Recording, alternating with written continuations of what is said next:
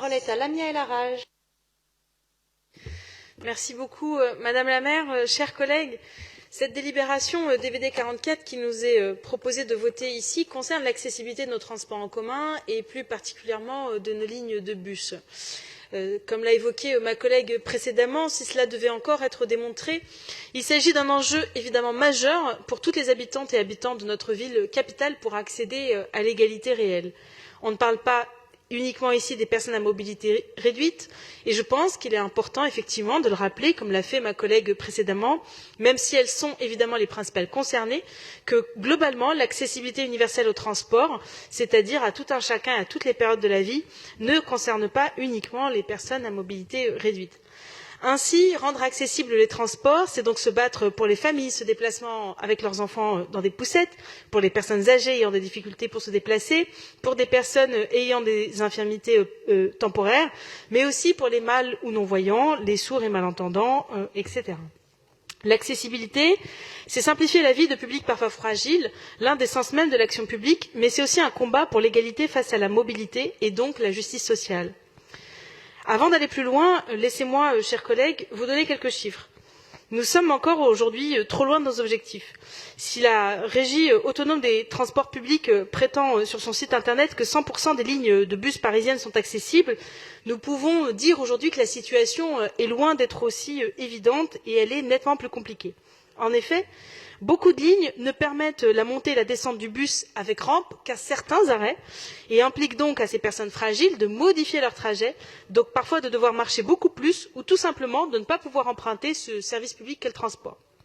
La situation est d'autant plus compliquée à Paris, puisque nos transports souterrains ne sont encore que trop peu accessibles, voire pas du tout. Et il s'agit donc, vous le comprendrez, d'un enjeu centrale de la politique que nous souhaitons mener au sein du groupe Paris en commun autour de notre maire Anne Hidalgo. Au-delà de la seule question du nombre d'arrêts pouvant permettre de déployer la rampe, que cette délibération va permettre d'élargir à un grand nombre de lignes parisiennes à l'horizon 2023, ce qui est évidemment une grande avancée pour tous les publics visés, nous devons aussi constater d'une réelle difficulté d'accès dans les lignes ayant déjà connu ces travaux. Je vais prendre un exemple très concret. En tant qu'élu du 20e, je peux constater que la ligne 26, qui va de Nation à la gare Saint-Lazare, pourtant censée être accessible, l'est beaucoup moins dans les faits, voire quasiment pas, notamment sur certaines portions. Je pense notamment à la rue des Pyrénées. Les chauffeurs ne peuvent pas toujours s'arrêter et déployer la rampe du fait d'incivilités, telles que les stationnements en double fil que nous dénonçons, ou parce qu'ils ne respectent parfois pas la volonté de marquer l'arrêt demandé. Donc face à ces situations, nous devons absolument pouvoir promouvoir l'accessibilité effective des lignes. Ça passe aussi par la sensibilisation des personnels qui travaillent sur ces lignes de bus pour ne laisser personne au bord de la route. Et je sais combien la RATP, pour avoir eu l'occasion d'en échanger avec eux, est engagée sur ces sujets. Il faut aussi aller un peu plus loin sur la visibilité qu'on donne aux lignes déjà accessibles. Il est en effet pas toujours très clair de savoir si telle ligne, tel arrêt permettra l'utilisation de la rampe. Et en tant que présidente par ailleurs de la 3e commission qui travaille entre autres sur ces enjeux, je souhaite qu'on puisse avoir la possibilité, et on l'a évoqué durant nos travaux, de pouvoir réauditionner la RATP pour avoir plus de détails sur les différentes lignes désormais accessibles et celles qui le seront à l'avenir. Cela pourrait passer par exemple par des affichages améliorés, mais aussi par une plus grande visibilité sur les applis de transport urbain à Paris par exemple. Je souhaite également revenir, et je conclurai là-dessus, sur un sujet essentiel concernant l'accessibilité des lignes de bus. Les personnes en situation de handicap sont représentées de manière plus importante dans les quartiers de l'Est parisien. Je me base là-dessus sur les données qui ont été publiées récemment par la PUR.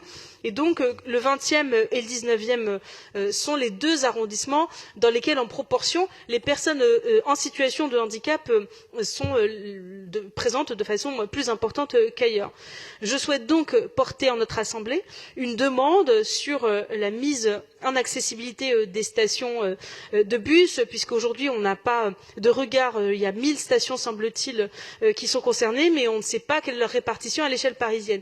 Je souhaite que cette répartition puisse se faire en prenant compte d'une forme de péréquation pour prendre en compte la réalité de nos territoires. Il est crucial que ces travaux, que cette délibération va permettre de lancer, puissent débuter le plus rapidement possible dans nos arrondissements de l'Est parisien, donc le 19e et le 20e, et que le nombre de stations adaptées soit corrélé là aussi à notre réalité territoriale, puisque les publics concernés y sont plus représentés. Voilà, pour conclure, Monsieur le maire, cher David Béliard, je voudrais quand même qu'on se félicite et vous féliciter de l'avancée que représente cette délibération, qui permettra demain à tout un chacun, partout dans Paris, je l'espère, de pouvoir accéder aux services publics essentiels qu'est le transport, tout en mettant l'accent sur les quartiers qui en ont le plus besoin, à savoir l'Est parisien. Je vous remercie. Beaucoup.